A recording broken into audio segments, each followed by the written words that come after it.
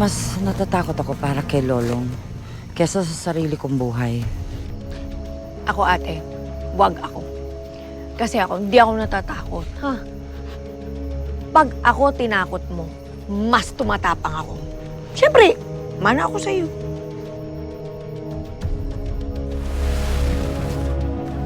Chesa, kung ano man ang mangyari, protektahan mo si Lolong. Ingatan mo siya, pati na ang mga pangarap niya. Ate, ayan, natatakot na ako. Eh di maganda. Mas takot ka, mas tumatapang ka, di ba?